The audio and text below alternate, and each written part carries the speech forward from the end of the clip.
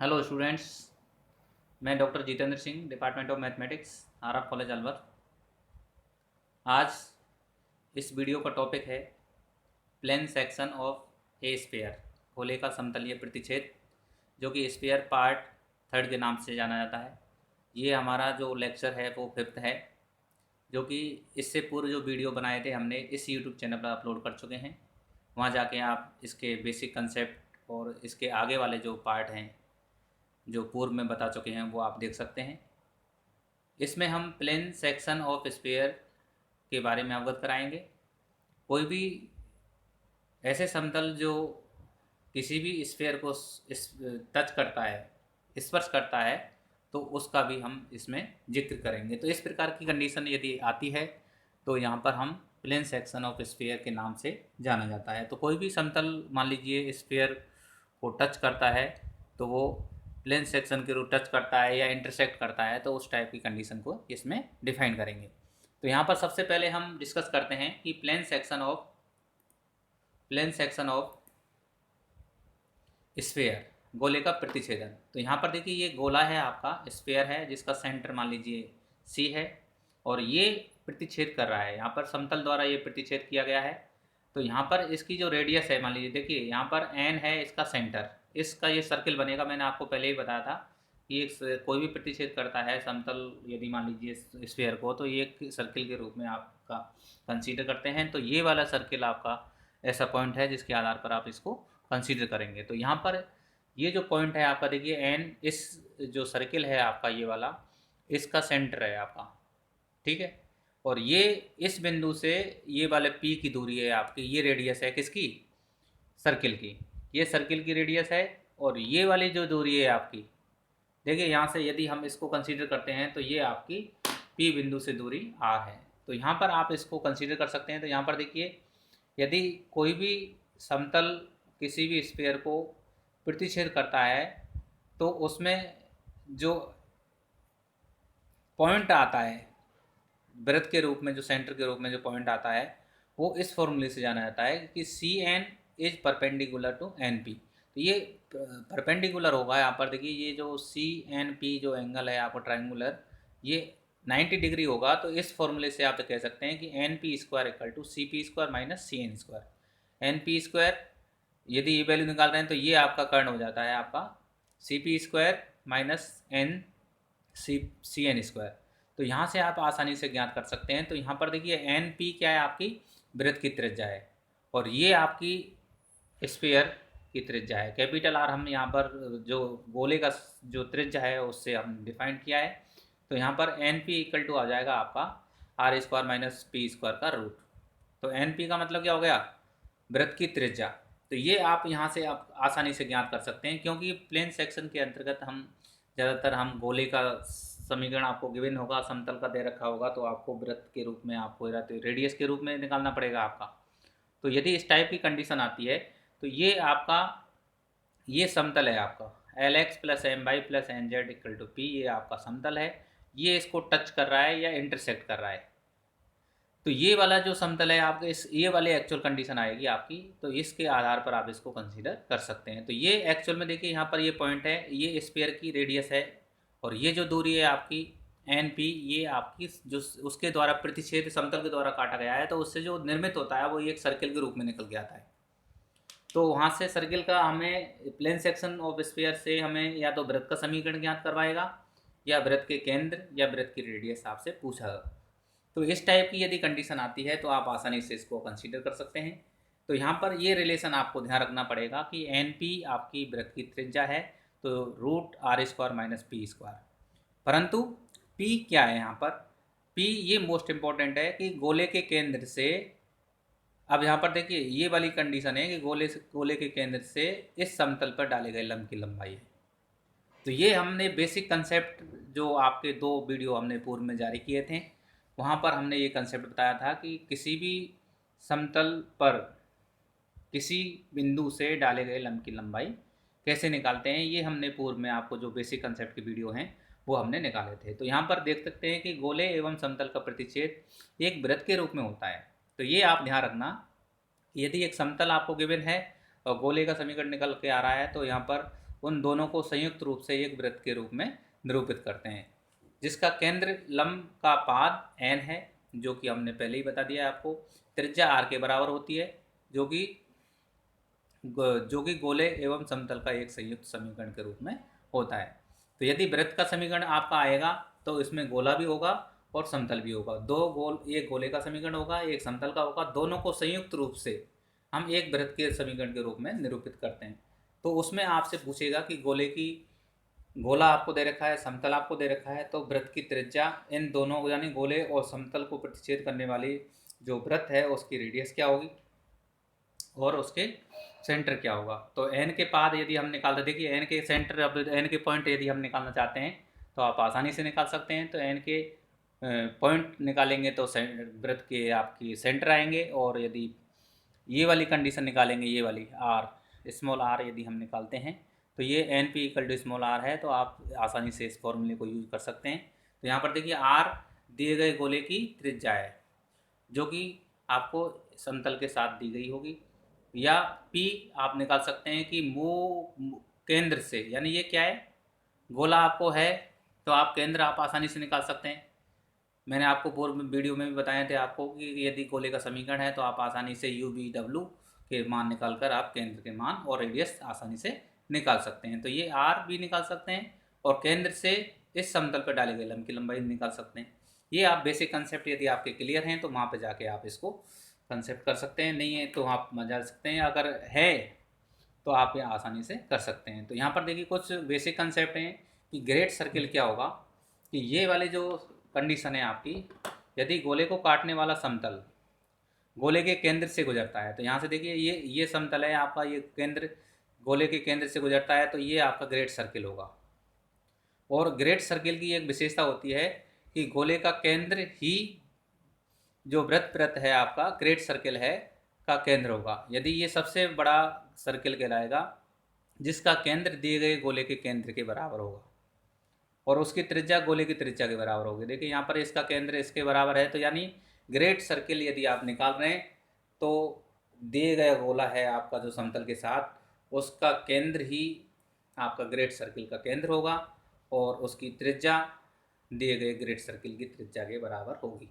तो यहाँ पर ये आप कंसीडर कर सकते हैं, ये स्मॉल सर्किल है आपका जो अभी प्लेन सेक्शन में हमने कंसीडर किया था उसके बराबर। अगर इस टाइप की कंडीशन है तो आर और एन के कोऑर्डिनेट आप आसानी से निकाल सकते हैं। यदि आपको ग्रेट सर्किल दे रखा है तो आपको कुछ करने की ज़रूरत नहीं है, गोले के केंद्र निकालिए तो वो ग्रेट सर्किल के केंद्र हो जाएंगे, और यदि रेडियस निकालनी है तो गोले की रेडियस ही ग्रेट सर्किल की रेडियस हो जाएगी। तो इस प्रकार आपको ग्रेट सर्किल आप कंसीडर कर सकते हैं। अब बात आती है आपकी इक्वेशन ऑफ सर्किल, वृत्त का समीकरण कैसे निकालते हैं। तो यहाँ पर मैंने आपको पूर्व में ही बताया है कि वृत्त का जो समीकरण है वो एक प्रतिच्छेद के रूप में होता है, जिसके लिए एक गोला और एक समतल आपको गिवन होगा। तो यदि मान लीजिए आपको गोले और समतल के समीकरण आपका मान लीजिए ये है, यदि गोले एवं समतल के समीकरण मान लीजिए ये आपका जनरल इक्वेशन है गोले का, ये आपको गिवन है, और L X plus M Y plus N Z equal to P आपका समतल है, तो ये आपको गिवन होगा। तो वृत्त का समीकरण आपसे पूछेगा तो गोले एवं समतल को संयुक्त रूप से वृत्त के समीकरण से निरूपित करते हैं। तो ये मैंने आपको पहले भी बता दिया कि यदि वृत्त का समीकरण निकालना चाहते हैं तो एक गोले का समीकरण आपको गिवन होगा, एक समतल का होगा। तो यहाँ पर आप आसानी से ज्ञात कर सकते हैं कि ये वाली कंडीशन इसमें अप्लाई कर सकते हैं। तो यहाँ पर देखिए स्फीयर एस का मान आपको दे रखा है और इस समतल का मान दे रखा है। ये जो समतल है आपका L X plus M Y plus N Z के रूप में आप इसको कंसीडर कर सकते हैं। तो यहाँ से ये इसकी जो वैल्यू है आप यहाँ पर कंसीडर कर सकते हैं। तो यदि इसकी कंडीशन यदि हम अप्लाई करते हैं तो ये जो समतल है आपका यहाँ से आप ज्ञात कर सकते हैं। तो ये देखिए आपका ये जो गोले का समीकरण है आपका, देखिए L X plus M Y plus N Z equal to P, ये समतल है आपका और ये स्पेयर है आपका, ठीक है, एस इक्वल टू 0। तो ये आप आसानी से निकाल सकते हैं। ये वाली दूरी भी देखिए, ये केंद्र क्या होगा इसका, माइनस के यू माइनस के बी माइनस के डब्ल्यू, और रेडियस क्या हो जाएगी आपकी, this is equal to U square plus B square plus W square minus के डी, ये रूट में हो जाएगा। तो इस प्रकार आप इसकी रेडियस भी आप आसानी से निकाल सकते हैं। तो यहाँ पर यदि आपको इस स्फीयर का इक्वेशन मालूम है और प्लेन का मालूम है तो आप वृत्त का समीकरण आसानी से ज्ञात कर सकते हैं। तो ये इसके लिए एक फॉर्मूला आप अप्लाई करेंगे तो इस प्रकार आप कंसीडर कर सकते हैं। तो यहाँ पर देखिए, यदि आप वृत्त का समीकरण निकालना चाहते हैं तो आप आसानी से इसको कंसीडर कर सकते हैं कि एस प्लस लैम्डा पी, तो आप इसको भी कंसीडर कर सकते हैं। तो ये यदि वृत्त का समीकरण के रूप में यदि हम ज्ञात करना चाहते हैं तो ये दोनों समीकरण आपको गिवन होंगे। अब देखिए सेंटर ऑफ ए सर्किल कैसे ज्ञात करते हैं। तो ये सेंटर ऑफ ए सर्किल आपको पूछ सकता है कि कोई भी आपको स्फीयर और समतल का समीकरण दे रखा है वृत्त के रूप में, तो उसका सेंटर ज्ञात कीजिए। या आपसे कह सकता है कि निम्न वृत्त से गुजरने वाले गोले का केंद्र ज्ञात कीजिए। तो इस प्रकार की कंडीशन यदि आपसे आती है तो आप आसानी से ज्ञात कर सकते हैं। तो यहाँ पर देखिए मेन चीज़ क्या है, आपका गोले का केंद्र मान लीजिए अल्फा बीटा गामा है और समतल का समीकरण आपका ये है। तो यहाँ पर देखिए इस गोले के केंद्र से समतल के लंबवत रेखा के समीकरण आपका ये है।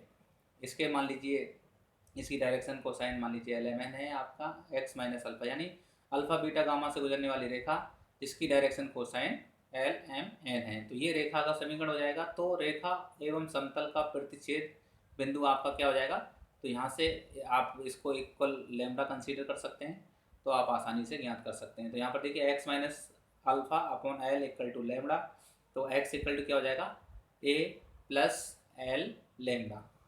तो आप ऐसे भी कह सकते हैं एल लैम्डा प्लस अल्फा। इसी प्रकार एम बीटा प्लस बीटा, इसी प्रकार एन लैम्डा प्लस गामा आप आसानी से ज्ञात कर सकते हैं। तो जो कि दिए गए वृत्त के केंद्र कहलाते हैं। तो ये आपने जो सर्किल ज्ञात किया है उसके आधार पर आप इसको ज्ञात कर सकते हैं। तो ये इसके केंद्र के निर्देशांक हो जाएंगे। तो ये आपको यहाँ पर देखिए एल नाउन है आपका, अल्फा बीटा गामा नाउन है, लैम्डा का मान अननाउन है। तो इसको ज्ञात करने के लिए ये वृत्त से गुजरेगा, उस कंडीशन को सेटिस्फाई करेगा। तो यहाँ से आप आसानी से ज्ञात कर सकते हैं। ये आपके एन के मान हैं आपके। अब इनमें से यदि लैम्डा का मान यदि हम निकाल लेते हैं तो ये बिंदु आप आसानी से ज्ञात कर सकते हैं जो कि वृत्त के केंद्र के निर्देशांक होंगे। आप इस प्रकार आप इसको कंसीडर कर सकते हैं। ये मान लीजिए इस गोले का सेंटर है, तो आप आसानी से जहाँ लैम्डा का मान इस प्रतिच्छेद बिंदु द्वारा समतल Lx plus M Y plus N Z equal to P को संतुष्ट करके ज्ञात किया जा सकता है। तो यहाँ पर देखिए ये बिंदु है आपका n, ये समतल के समीकरण को संतुष्ट करेगा। यहाँ से देखिए ये जो रेखा है, तो आपको सेंटर निकालने के लिए ये एक रेखा का समीकरण जो केंद्र से जाती है, देखिए ये रेखा जो समीकरण है आपका, ये अल्फा बीटा गामा से गुजरने वाली जिसकी डायरेक्शन कोसाइन समतल से लेनी है आपको। तो आपको यदि वृत्त दे रखा है तो उसमें समतल और एक गोले का समीकरण आवश्यक रूप से दिया गया होगा। समतल के समीकरण से आपको LMN लेने हैं और गोले के केंद्र से अल्फा बीटा गामा लेना है। तो ये एक साधारण सा इक्वेशन है जिसको आप कंसीडर कर सकते हैं। तो वृत्त की त्रिज्या यदि हम ज्ञात करना चाहते हैं तो आप यहाँ से ज्ञात कर सकते हैं। तो R, वृत्त की त्रिज्या R है, तो root R square minus P square. परंतु यहाँ पर देखिए P क्या है, अल्फा बीटा गामा से इस समतल पर डाले गए लंब की लंबाई, तो आप आसानी से ज्ञात कर सकते हैं। तो यहाँ पर आप देख सकते हैं कि ये वाली जो कंडीशन है, यहाँ पर देखिए R यदि गोले की त्रिज्या की बात करते हैं तो R यदि हम गोले की रेडियस यदि आपको पता है, देखिए गोले का समीकरण है तो आप इस फॉर्मूले को यूज करके आप आसानी से निकाल सकते हैं। P का मान यदि हम निकालना चाहते हैं तो Lx plus M Y plus N Z पर डाले गए लंब की लंबाई क्या होगी अल्फ़ा बीटा से, तो L alpha plus M beta plus N gamma minus P, इसको इधर ले आएंगे, root L square plus M square plus N square. ये बेसिक कंसेप्ट में मैंने आपको दे रखा है, तो वहाँ से आप देख सकते हैं कि यहाँ पर आपका हो जाएगा अल्फ़ा स्क्वायर, तो यहाँ से आप कंसीडर कर सकते हैं। इसके आधार पर आप जितने भी वैल्यूज़ हैं आपकी उसकी कंडीशन को हम इसमें अप्लाई कर सकते हैं। तो यहाँ पर जो मूल बिंदु है तो आपके एक्स वाई जेड के मान 0 हो जाएंगे आपके, तो आपको डायरेक्ट यहाँ से ज्ञात कर सकते हैं। तो ये डाले गए लंब की लंबाई के रूप में आप इसको कंसीडर कर सकते हैं। तो इसके आधार पर आप इसको ज्ञात कर सकते हैं। तो रेडियस आप आसानी से निकाल सकते हैं। वृत्त के केंद्र के निर्देशांक यदि हम आपको पता है तो यहाँ पर आप कंसीडर कर सकते हैं। तो यहाँ पर देखिए एक एग्जाम्पल के रूप में यदि हम कंसीडर कर देते हैं तो यहाँ पर लेमडा का मान यदि हम कंसीडर करें तो यहाँ से देखिए इस कंडीशन को यदि हम सेटिस्फाई करेगा तो एल एक्स की वैल्यू यदि हम रखते हैं तो यहाँ पर एल लेमडा प्लस अल्फ़ा, ये मान लीजिए एक्स की वैल्यू है, M M lambda plus beta plus N N lambda plus gamma, और दिस इज इक्वल टू क्या हो जाएगा आपका, this is equal to P. तो यहाँ से आप आसानी से देखिए L square lambda plus L alpha M lambda square M square lambda plus M beta plus N square lambda plus N gamma. तो यहाँ से लेमडा का मान आप आसानी से ज्ञात कर सकते हैं। तो यहाँ पर माइनस के L alpha plus M beta plus N gamma upon, यहाँ से आप इसको निकाल सकते हैं L square M square plus N square. तो यहाँ से देखिए एल स्क्वायर लेमडा कॉमन लेंगे इसमें, तो L square plus M square N square आ जाएगा। तो यहाँ पर आप आसानी से ज्ञात कर सकते हैं। तो यहाँ से आप आसानी से लेमडा का मान निकाल सकते हैं। ये सिंपल कैलकुलेशन है, आप आसानी से आप इसको कंसीडर कर सकते हैं। यदि लेमडा का मान निकाल लिया तो केंद्र का मान आ जाएगा आपका, और यदि केंद्र से मूल बिंदु पर यानी केंद्र से समतल पर डाले गए लंब की लंबाई आप आसानी से इसको निकाल सकते हैं। तो इसके जो कोऑर्डिनेट हैं उसके आधार पर हम इसको कंसीडर कर सकते हैं। तो इस प्रकार आपका यदि आता है तो एक एग्जाम्पल आपको दे देते हैं। तो यहाँ पर देखिए ये वाला एग्जाम्पल है, find the coordinate of centre and radius of the following circle. तो यहाँ पर ये इसकी रेडियस और सर्किल आपको ज्ञात करनी है। तो यहाँ पर देखिए मैंने आपको पहले बताया कि यदि सर्किल का इक्वेशन है तो ये गोले का समीकरण और समतल का समीकरण के रूप में आपका आएगा। तो यहाँ से आप यदि हम कंसीडर करते हैं तो यहाँ से देखिए गोले का केंद्र का जो निर्देशांक होते हैं माइनस यू माइनस बी और माइनस डब्ल्यू, जो कि 0 1 2 के बराबर होंगे। यहाँ पर देखिए कंपैरिजन यदि हम कंसीडर करते हैं तो यहाँ से आप निकाल सकते हैं। यहाँ पर देखिए जनरल इक्वेशन से कंपैरिजन करेंगे 2u इक्वल टू माइनस के 2, तो यहाँ से u की वैल्यू आप आसानी से ज्ञात कर सकते हैं -1। परंतु केंद्र में क्या आता है आपका, केंद्र में माइनस यू आता है, तो यहाँ पर माइनस यू इक्वल टू 1 हो जाएगा। तो ये 0 आप आसानी से ज्ञात कर सकते हैं। तो यहाँ पर देखिए यहाँ पर u की वैल्यू आपको 0 है, सॉरी ये 0 है, तो u इक्वल टू आपका 0 हो जाएगा। ये b की वैल्यू आएगी आपकी 2b इक्वल टू माइनस के 2, तो यहाँ से b की वैल्यू आपकी -1 आएगी। तो आप आसानी से आप इसको ज्ञात कर सकते हैं। तो यहाँ पर b इक्वल टू मान ली -1 है, तो ये हो जाएगा आपका -b इक्वल टू 1 हो जाएगा। तो 0 1 और 2 आपके इस टाइप के कोऑर्डिनेट आप आसानी से निकाल सकते हैं। इसी प्रकार आप w की वैल्यू निकालना चाहते हैं तो w की आप आसानी से निकाल सकते हैं। देखिए 2 w इक्वल टू क्या है आपका -4, तो which implies w equal to क्या हो जाएगा आपका -2, और -w क्या हो जाएगा आपका 2। तो यहाँ पर यदि u v w के मान यदि मान लीजिए सेंटर में रखते हैं तो 0 1 2 ये गोले का केंद्र है। इसी प्रकार रेडियस भी आप ज्ञात कर सकते हैं, गोले की त्रिज्या भी ये फॉर्मूले से आप ज्ञात कर सकते हैं। तो ये आपका 5 प्राप्त होगा। यदि ये आपने निकाल लिए तो आप देखिए आर स्क्वायर यदि हम कंसीडर जानते हैं कि ये वाली कंडीशन है, तो गोले के केंद्र से समतल पर डाले गए लंब की लंबाई यानी पी इक्वल टू क्या है, गोले के केंद्र जो कि क्या है हमने 0 1 2 हमने निकाला है अभी, इस केंद्र से समतल जो दिया गया है देखिए x + 2y + 3z = 21, ये आपका समतल है और ये आपका स्फीयर है। इस समतल पर डाले गए लंब की लंबाई आपकी ये हो जाएगी।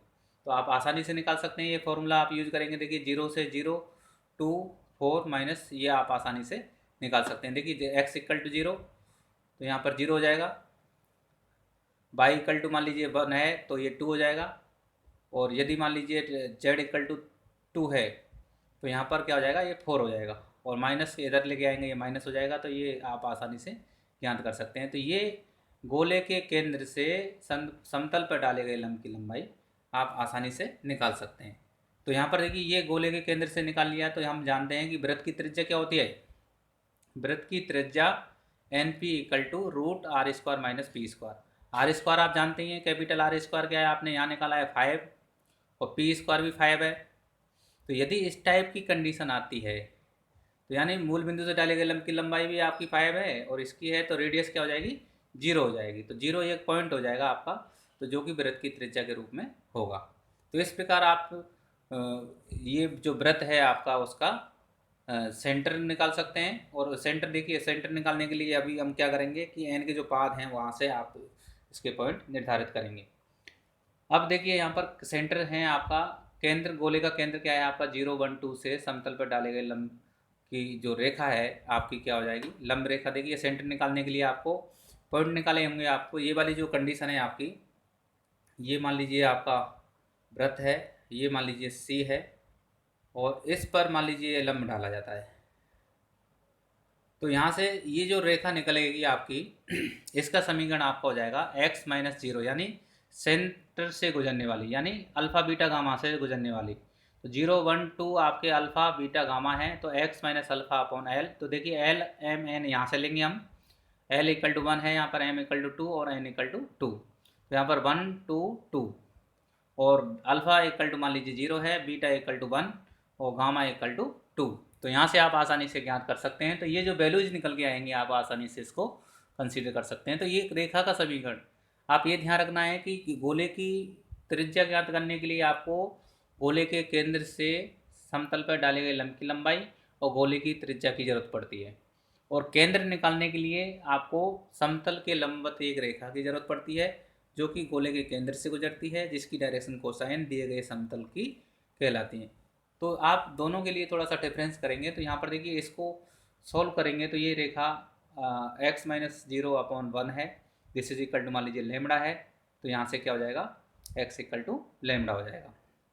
तो ये जो कोऑर्डिनेट हैं आपके n के कोऑर्डिनेट हैं आपके, तो n के कोऑर्डिनेट यदि हैं तो यहाँ पर देखिए lambda 2 lambda plus 1 2 lambda plus 2 इस रेखा और समतल पर, समतल का प्रतिच्छेद बिंदु है, तो इसके समतल के जो समीकरण है उसको संतुष्ट करेंगे। तो यहाँ पर मैंने आपको पहले ही बताया था कि थ्योरी में जो आपको बताया कि जो लंब के पाद हैं यानी n के जो कोऑर्डिनेट है वो दिए गए समतल को संतुष्ट करेंगे। तो संतुष्ट करेंगे तो यहाँ पर देखिए लेमड़ा का मान निकल के आएगा। तो यहाँ पर देखिए x की वैल्यू मान लीजिए आपने लेमड़ा रखी, तो लेमड़ा प्लस 2, y की वैल्यू प्लस 2, z की वैल्यू इक्वल टू 21। तो यहाँ से देखिए इसको सिंप्लीफाई यदि हम करते हैं तो यहाँ पर देखिए कांस्टेंट टर्म क्या हो जाती है आपकी 2 4, और इधर यदि मान लीजिए 21 माइनस में आएगा तो माइनस के 24, और ये हो जाएगा आपका माइनस में। तो यहाँ पर देखिए 4 लेमड़ा और 4 लेमड़ा और ये 5, तो यहाँ पर 4 लेमड़ा 8 और एक 1 9 लेमड़ा हो जाएगा। तो 9 लेमड़ा इक्वल टू 15। तो यदि 14 यदि हम इसमें लेस करते हैं, देखिए कांस्टेंट टर्म क्या हो गया 2 और 4 6, यदि 6 21 में से लेस करते हैं तो ये 15 बचेंगे। तो यहाँ पर लेमड़ा इक्वल टू 5/3 प्राप्त होता है। तो लेमड़ा के मान यदि n के निर्देशांक में रखते हैं तो ये आपको आसानी से ज्ञात होते हैं। तो ये समीकरण आपके आएंगे। तो ये क्या होंगे आपके उस वृत्त के समीकरण जो दिए गए गोले को समतल द्वारा प्रतिच्छेदित किया जाता है या प्रतिच्छेद करने से प्राप्त होता है। तो आप आसानी से ज्ञात कर सकते हैं। तो ये उस गोले के समीकरण हैं, आप उसको आसानी से ज्ञात कर सकते हैं। तो इस टाइप के यदि सवाल आते हैं तो आपको आसानी से इसको सॉल्व कर सकते हैं। तो यहाँ पर किसी भी वृत्त की केंद्र और त्रिज्या आप आसानी से ज्ञात कर सकते हैं।